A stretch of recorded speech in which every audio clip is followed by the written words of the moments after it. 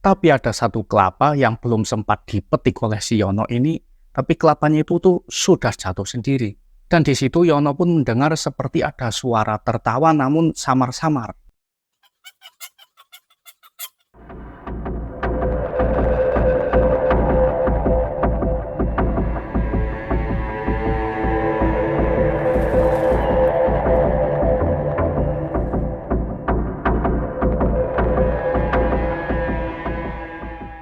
Halo teman-teman semuanya, kembali lagi bersama saya. Pada video kali ini saya akan berbagi kisah horor tentang Gundul Pringis. Cerita kali ini berasal dari seorang pemuda yang bernama Yono. Jadi Gundul Pringis ini adalah hantu yang menyerupai buah kelapa.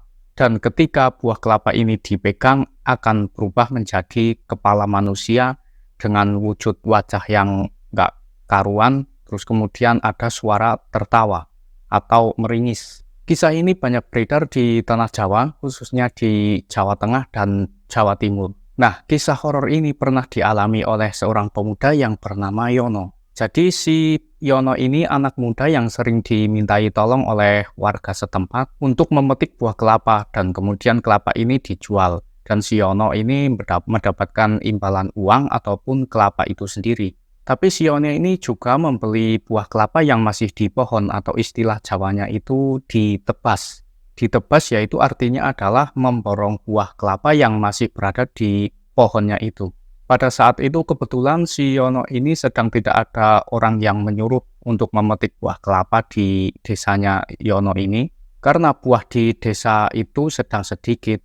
Dan akhirnya Yono pun punya ide untuk mengajak satu temannya untuk iuran uang dan kemudian untuk memborong buah kelapa. Pada saat itu kebetulan di desa sebelah Yono itu banyak kelapa yang masih di pohon dan belum dipanen. Setelah si Yono kepikiran tersebut, akhirnya Yono pun ketemu sama temannya. Setelah itu Yono pun menemui temannya tersebut dan kemudian temannya pun setuju. Kemudian setelah uang terkumpul, Yono dan temannya pun pergi ke desa sebelah.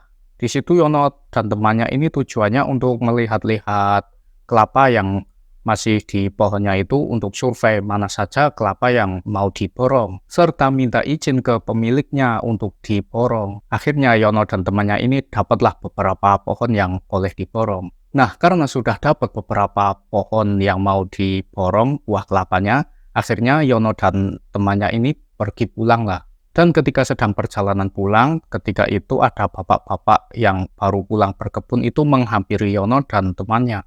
Karena bapak ini tahu kalau si Yono ini tukang petik kelapa. Ternyata bapak ini mau menawarkan buah kelapa yang mau dijual. Dan si Yono ini disuruh memetik buah kelapa tersebut. Mas, saya punya kelapa banyak, sudah waktunya panen itu, kata si bapak tadi. Di mana pak kebunnya, kata si Yono. Terus kemudian bapak itu pun mengantar Yono dan temannya ke kebunnya dia. Nah, di sini si Yono dan temannya ini diantar ke alas jaha, yang dimana alas ini terkenal angker di daerah situ.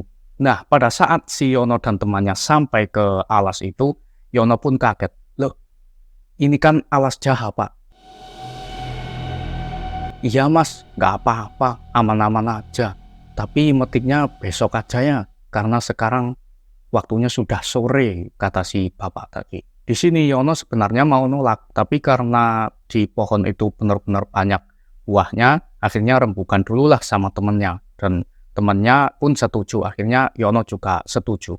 Nah, karena hari sudah sore, akhirnya Yono dan temannya ini pun pulanglah menunggu hari besok untuk memetik buah kelapanya tersebut. Setelah tiba di pagi hari, Yono dan temannya pun berangkatlah ke kebun untuk memetik buah di beberapa kebun dulu. Namun di sini mereka belum sempat ke alas jaha karena di beberapa kebun itu sudah banyak dulu buahnya.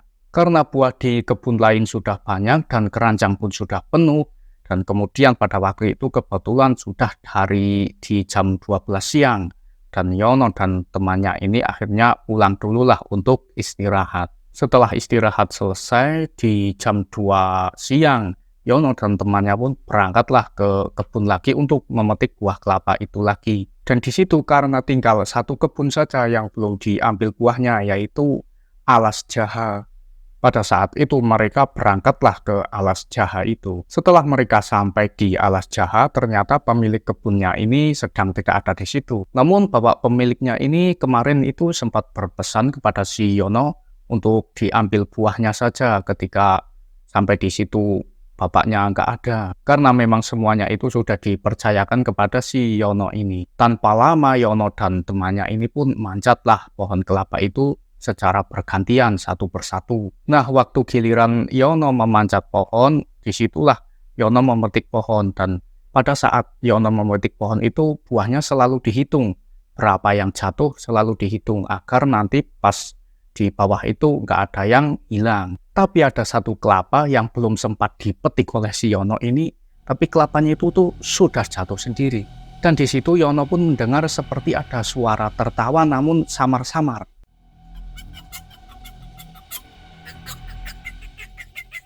Tapi si Yono mikirnya ini, mungkin batang kelapanya ini nggak sengaja terkena parang. Dan mikirnya suara yang tadi itu adalah temannya, karena temannya itu sedang berada di bawah pohon. Kemudian di sini tugas dari temannya si Yono ini adalah mencari buah kelapa yang sudah jatuh itu. Namun ketika teman Yono ini mencari buah kelapa yang jatuh itu, ternyata dicari-cari kemana-mana itu nggak ada. Dan Yono pun turun dari pohon lah, ikut mencari buah kelapa yang jatuh sendiri itu, karena Yono ini kan tahu di mana titik tempat jatuh kelapa tadi. Namun setelah dicari, ternyata nggak ketemu sama sekali. Karena buah kelapa ini belum juga ketemu, akhirnya Yono pun mengajak temannya untuk cepat-cepat pulang karena waktu itu sudah mulai petang.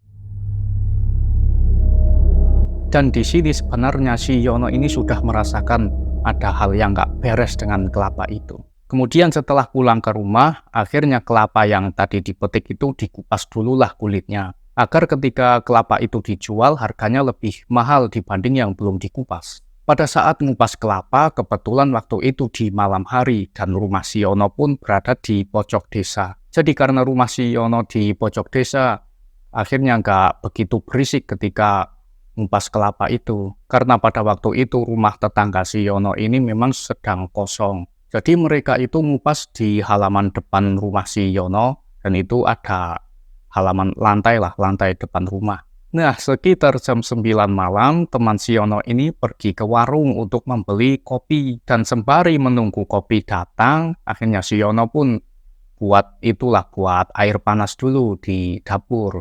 Pas Yono mau masuk rumah, sebenarnya ini ada 3 kelapa di depan rumah Yono yang sudah diletakkan di lantai. Karena untuk persiapan dikupas, dan yang lainnya itu masih di keranjang. Namun ketika pada saat itu Yono di dapur, itu ada suara seperti kelapa jatuh. Bluk! Kemudian Yono itu mendengar, kok ada suara kelapa jatuh itu. Setelah Yono selesai membuat air panas, Yono matikan kompor, kemudian Yono pun keluar rumah lah. Pada saat Yono keluar rumah, itu melihat di lantai itu kelapa yang tadinya 3, kok berubah jadi 4 gitu. Tapi Yono ini mikirnya, mungkin temannya tadi itu yang naruh di situ. Ketika itu Yono akhirnya melanjutkan ngupas kelapa lah. Dan ketika Yono ambil kelapa mau dikupas, itu tiba-tiba itu kelapanya itu tertawa gitu. Dan berubah menjadi kepala yang rupanya itu nggak karuan. Dan di situ Yono pun kaget, akhirnya menjatuhkanlah buah itu ke lantai itu. Namun di halaman depan Yono ini kan tanahnya datar itu. Ketika buah yang ketawa itu tadi dijatuhkan, itu menggelinding sendiri sambil ada suara tertawa. Kakak. Terus kemudian Yono pun kaget, apa ya itu. Dipandang terus gitu, ternyata kelapanya itu menggelinding ke arah jalan kecil yang berada di samping rumah si Yono ini. Kebetulan rumah Yono dan tetangganya ini nggak dempet, jadi ada celah-celah. Nah, di situ karena gelap dan kelapa itu perginya di situ. Kemudian Yono ini seperti nggak sadar termenung melihat ke arah situ. Kemudian teman Yono pun balik dari warung dan melihat Yono terdiam seperti orang nggak sadar itu, akhirnya ditepuklah pundaknya. Loh, ada apa? Kemudian di sini Yono pun menjawab, Gundul Pringis. Kemudian temannya itu pun jawab, jangan main-main kamu. Kemudian mereka berdua pun menuju jalan yang kecil itu tadilah, mau melihat sebenarnya benar atau tidaknya itu. Ketika pada saat mereka mencari di senter-senter pakai HP itu, pakai flash, nggak ada apa-apa di situ. Kelapanya itu nggak ada. Namun pada saat di bawah kayu, di tumpukan kayu ketika di senter, malah justru ada suara ketawa lagi. Kek, kek, kek, kek, kek, kek.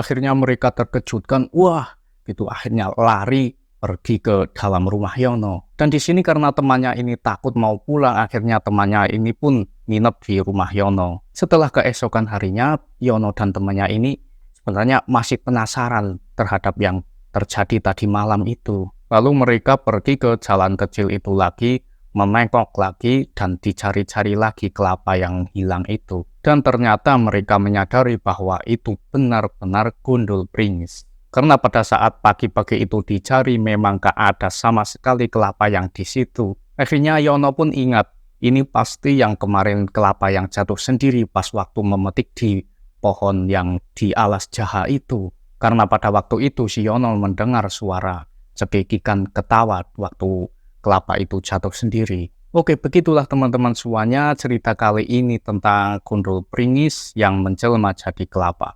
Dan jika kalian suka pada video ini, jangan lupa like dan subscribe. Terima kasih.